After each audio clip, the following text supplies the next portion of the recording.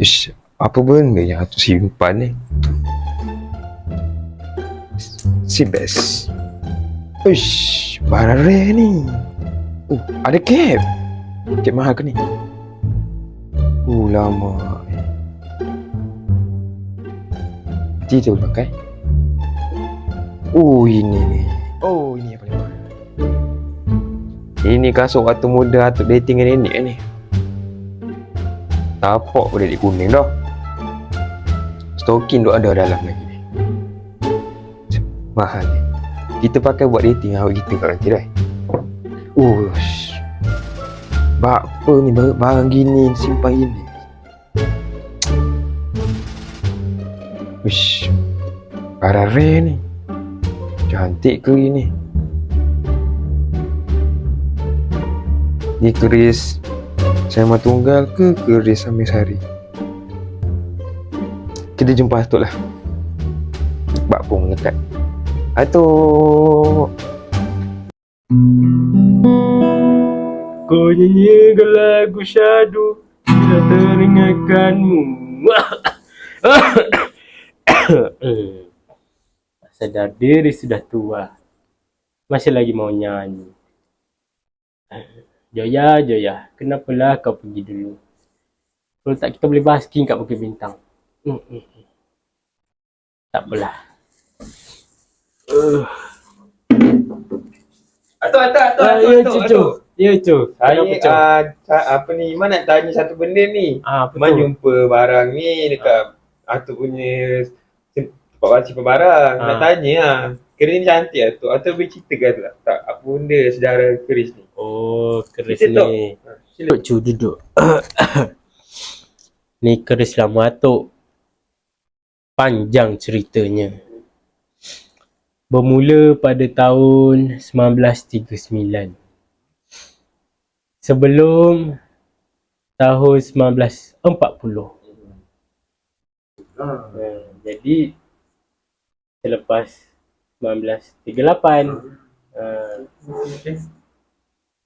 1938 tu selepas 1937. Sebelum lah tu. Kita tahu sebelum lah tu. Jadi pada tahun 1939 tu, tahun 1939 lah. Atuk, mana nak dengar keris? Pasal keris tu asal Atuk buka cerita pasal tahun ni. Nak tahu kenapa keris hulu tu macam tu. Atuk ceritalah, Atuk asal cerita benda lain ni tadi. Yelah, minta maaf lah cu. Okey lah. Sebenarnya inilah yang dikatakan seni tangan Melayu, yakni seni ukiran kayu. Nak tahu apa cerita sebalik ni? Nak. Tengok atas.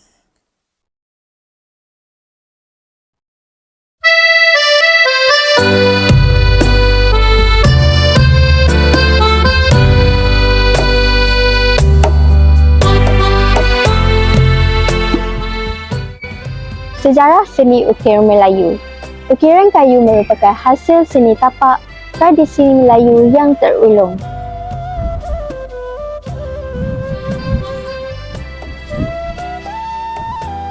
Sejarah seni ukir di tanah Melayu dikatakan telah ada sejak 500 tahun dahulu di dalam catatan-catatan sejarah Melayu. Pada ketika itu, orang-orang Melayu sudah memberi perhatian yang istimewa terhadap seni ukiran pada bangunan seperti istana dan rumah kediaman.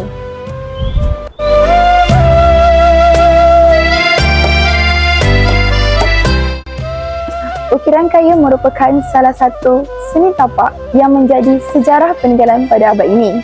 Maka Wan Mustafa bin Wan Su merupakan tokoh yang menjadi pengamal seni ukiran di negeri Terengganu. Bidang seni ukiran kayu, beliau banyak diperlihat pada bangunan istana, pejabat kerajaan, masjid dan juga muzium.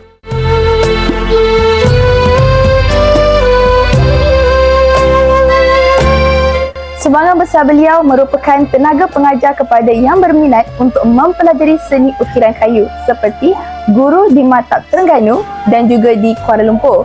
Selain itu juga, beliau menjadi pakar rujuk dalam seni ukiran kayu. Walau bagaimanapun, beliau telah kembali ke rahmatullah dengan karya-karya beliau yang berada di istana, beliau tetap menjadi kebanggaan dalam seni ukiran Melayu pada masa kini.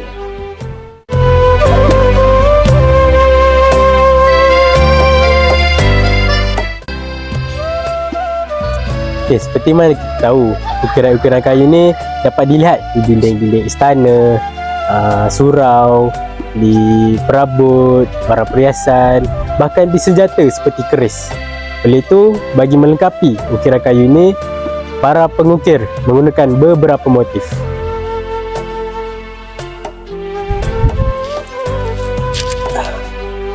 Jadi antara motif yang digunakan oleh para pengukir kayu ialah motif flora yang menggunakan tumbuh-tumbuhan. Ada juga menggunakan motif fauna seperti ayam, badak, itik. Ada juga motif yang angkasa ataupun kosmos, menggunakan bentuk bulan, bintang dan sebagainya. Dan yang terakhir motif tulisan khat yang menggunakan tulisan-tulisan Jawi dan sebagainya.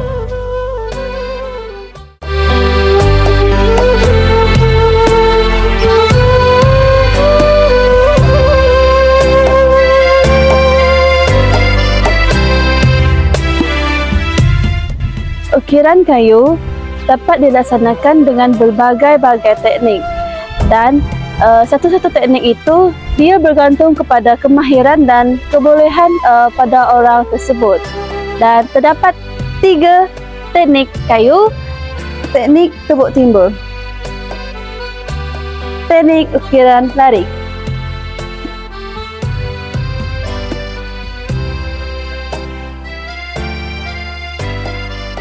teknik tebuk tembus. Dalam ukiran kayu juga terdapat 3 jenis pola, iaitu pola bujang, pola pemidang dan pola lengkap.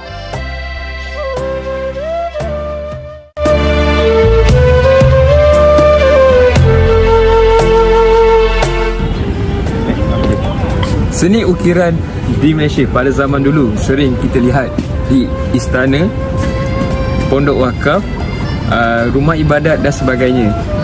Seni ukiran pada zaman kini pula terlalu mendapat saingan dari pelbagai mendapat saingan dari seni-seni yang lain.